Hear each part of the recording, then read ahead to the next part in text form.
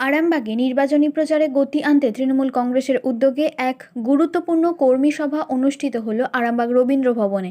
তৃণমূল প্রার্থী মিতা বাগের সমর্থনে আয়োজিত এই সভায় বিপুল সংখ্যক দলীয় কর্মী সমর্থকদের উপস্থিতি লক্ষ্য করা যায়। এই কর্মী সভায় প্রধান বক্তা হিসেবে উপস্থিত ছিলেন তৃণমূল কংগ্রেসের সাংসদ কল্যাণ বন্দ্যোপাধ্যায়। এছাড়াও উপস্থিত ছিলেন আরামবাগের সাংসদ মিতালি বাগ, হুগলি জেলা পরিষদের সহ সভাধিপতি কৃষ্ণচন্দ্র সাঁতরা, রাজ্য তৃণমূল কংগ্রেসের সম্পাদক স্বপন নন্দী, আরামবাগ পৌর প্রধান সমীর ভান্ডারী, আরামবাগ ব্লক তৃণমূল কংগ্রেসের সভাপতি শম্ভুনাথ বেরা, শহর তৃণমূল কংগ্রেসের সভাপতি রূপক মুখার্জি সহ একাধিক জনপ্রতিনিধি ও নেতাকর্মী। সভায় বক্তব্য রাখতে গিয়ে কল্যাণ বন্দ্যোপাধ্যায় বিজেপিকে কড়া ভাষায় আক্রমণ করে হুঁশিয়ারি দেন। তিনি বলেন, মানুষের অধিকার রক্ষায় তৃণমূল কংগ্রেস সবসময় লড়াই চালিয়ে যাবে এবং কোনো রকম ভয় দেখিয়ে রাজনীতি করা হলে তার উপযুক্ত জবাব দেওয়া হবে।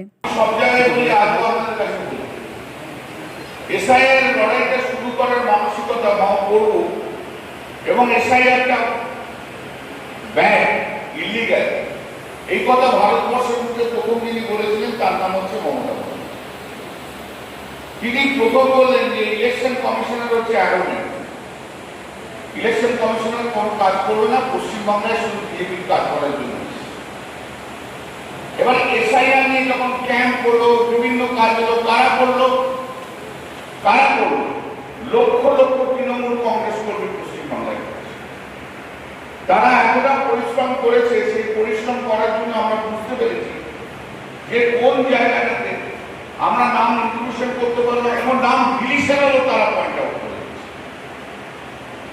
এই যে মাটির সঙ্গে যোগাযোগ থাকার জন্য, প্রতিদিন কাজ করার জন্য দীর্ঘ প্রায় 5-6 মাস ধরে যারা পরিশ্রম করেছে তারা তৃণমূল কংগ্রেস করে। মাঠের মধ্যে লড়াই করেছে তৃণমূল কংগ্রেস, মমতা দিদি, অভিষেক বন্দ্যোপাধ্যায় সেই সাংগঠনিক দিক থেকে পুরো পর্যবেক্ষণ করেছে এবং প্রতিদিন দেখেছে যে কোথায় কোন জায়গাতে কাজ হচ্ছে, কোন জায়গাতে কাজ হচ্ছে। পুরো দলটা কিন্তু এই এসআইআর এর পুরো দলটা কিন্তু রাস্তার মধ্যেই আছে।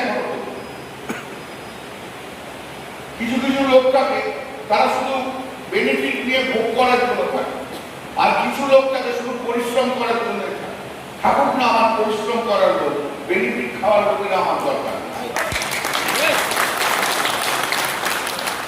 এরাই করে এবং এরাই করবে, এরাই করবে, এরাই দলকে যে করে, মমতা বন্দ্যোপাধ্যায়কে দেখে করে, এরা কল্যাণ বন্দ্যোপাধ্যায়কে দেখে করে না, মিতালি বাগকে দেখে করে না, সমীর ভান্ডারীকে দেখে করে না, এরা সবাই মমতা বন্দ্যোপাধ্যায়কে।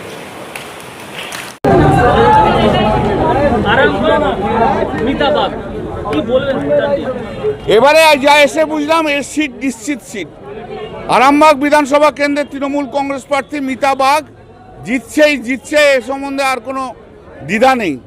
যেভাবে কর্মীরা একসঙ্গে রয়েছে, সবাই মিলে লড়ছে, মানুষের যা আশীর্বাদ আছে, মমতা বন্দ্যোপাধ্যায়ের ওপর বিশ্বাস আছে, সেই ভিত্তিতেই বলছি আগামী নির্বাচনে তৃণমূল কংগ্রেস প্রার্থী মিতা বাগ জিতছে।